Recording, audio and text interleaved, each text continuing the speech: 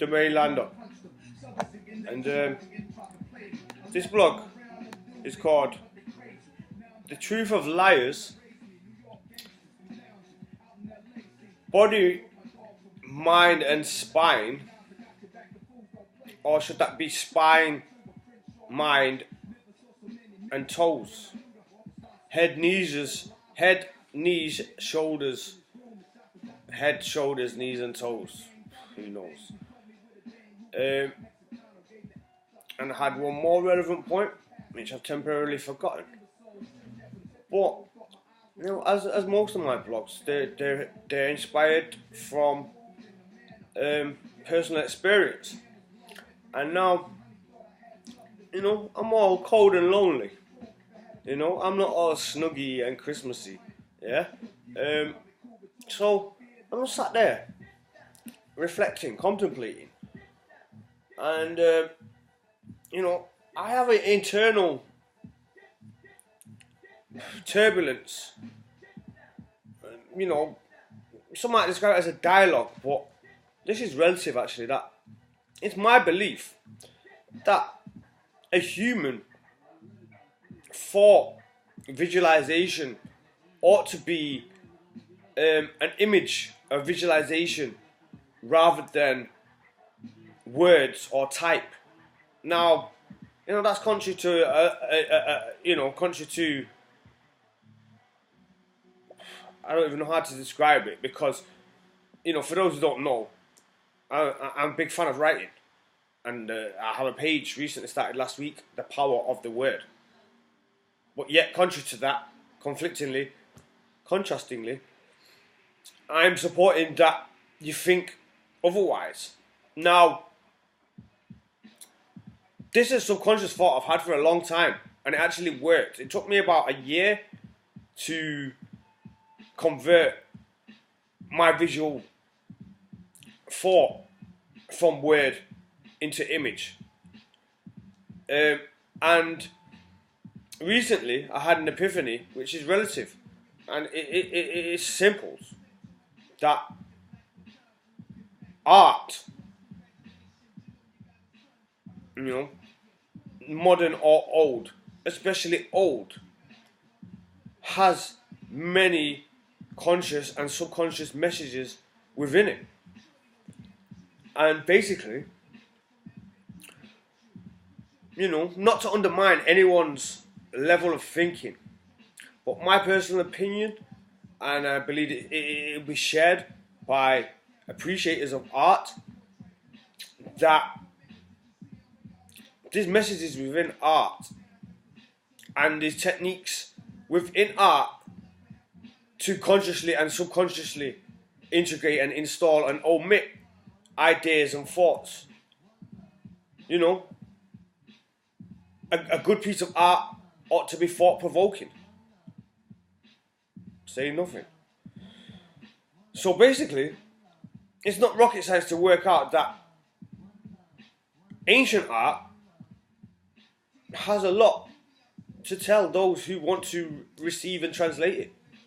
And basically, one of them messages, what I can see throughout all art, is to support and encourage thinking in visions rather than words. You know, don't listen to me, I'm bananas. Now, relative to the title, I spent a lot of time being angry, and still, my subconscious, yeah, I'm not schizophrenic, but my subconscious, even if I'm consciously balanced and calm, my subconscious is very angry. That's an understatement. So, a lot of time when I'm trying to just chill and reflect and relax, kick back, my thoughts, you know, are invaded, so to speak, by dark, angry, violent, you know, frustrated, upset, disturbed, depressed. All them thoughts are, you know, for the whole part, most part, trying to invade my well-being and happy thoughts. Now, you know, not to ramble on, for a long time, I've been angry at people and especially my loved ones. And that seems, from my opinion and perception, but, don't listen to me, that the majority of people, what I love and know, are, obsessive liars. And a lot of them are at a almost schizophrenic state of denial. Like they actually believe their lies. Now, I spent a lot of time being angry about this. For example, my own mother would lie to me and persist, to be stubborn that she's not lying when I could prove she's lying. Yeah? And then still be in denial about it, like for the rest of her whole life.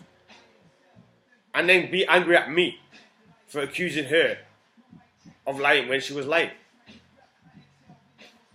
Weird. Anyway, so I've had to look at this stuff, this shit, sociologically. And that helps for me to conceive it and absorb it and process it personally. Because if the majority of people in my community and society are systematic, conditioned, deceitful, obsessive liars, then, God forbid, it's a sociological issue. Anyway, let's deviate from the point. The point is this. I've been angry at my loved ones for lying to me blatantly to my face when I ask them a question. The question can be symbolic, metaphoric, trivial, highly, relative. And literally I could have evidence contrary to what they're actually expressing, and they will still persist to lie to my face and actually believe the lies. Now, I've learned not to take this personal, but the point is this.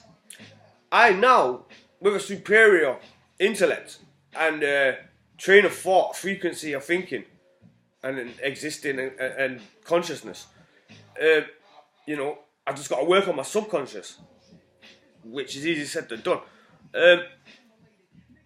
The point is this. I now see. Thank you.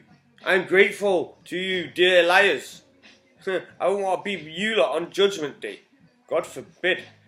Because you can't lie to consciousness and the light. Go and do some rocket science. Work it out. Because you're idiots. You're fools. There shall be no mercy for those who show no mercy upon me. And the point is this. Epiphany. It's relative. Trigonometry. The triangle. The Holy Trinity. I have another possible meaning. And that could be mind, spine, and toes. Now that is relative to chakra and yoga in terms of alignment. Now, for a long time I was under the impression that alignment in relation to yoga and chakra was a spiritual concept. And indeed that may be true. But I say now that fundamentally, in order to achieve the spiritual alignment, you must also therefore inspire, to have physical alignment. Now, this is what the topic I forgot from the point of the title, that you might know I use a Star of David, 2 triangles, overlaid in opposite directions or whatever to each other. The Star of David, the symbol of the Israel flag, whatever. Go and do your own research. For me, personally, it's a highly symbolic and relevant and helpful symbol for meditation. Now, after using the Star of David and thinking about it and visualizing it and feeling it and being it and whatever, I started to think about the pentagram. Now, you can refer back to my blogs. The titles are usually self-explanatory. In relation to the pentagram. Now, the point is this. For those who are not aware, the pentagram is blatantly a compass and set square. You know, common symbols of Freemasonry, the Illuminati, yeah, and all that, yeah, idiots. So, and this is relative to Qi Gong, and Qi Gong is relative to posture and energy. So that is also relative to chakras and spine. You know, and I'm gonna omit and produce another blog in relation to posture and superior efficiency of movement and thought. And it's all relative. But Qigong is highly therapeutic. I recommend it to anyone. And even if you can't physically do Qigong or yoga, you can do it in your mind. And that will still be effective. If you achieve, you know, a state of enlightenment. If you get on a level. So, in relation to yoga, chakras, spiritual and spinal and chakral alignment, you know, mind, spine and toes, you know, in relation to Qi Gong, which is kind of, you know, kind of similar in some ways, in relation to posture, etc., energy flow. The compass and the set square are mathematical geometry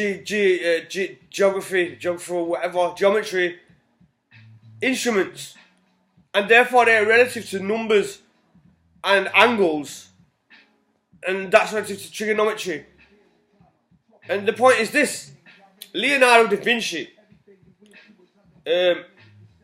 his famous diagram of the naked man standing like a star, like a 5-pointed star, like a pentagram, to form a pentagon. It's simple. Basically, that diagram is a diagram omitting many messages, and one of them is relative to posture and chakral and spinal alignment and angles in relation and ratio. And that diagram also is the I can't even remember, but it's like an eternal spiraling formula and diagram, and basically there's a ratio to human beings and nature. That's another blog. Do your own research. But the point is this: posture is highly relative, and I'm going to conclude this: that posture and spinal alignment and chakral alignment and metaphysical and spiritual and mental and physical alignment is relative to jaw and mouth and teeth. Don't believe me. Who cares? Bye.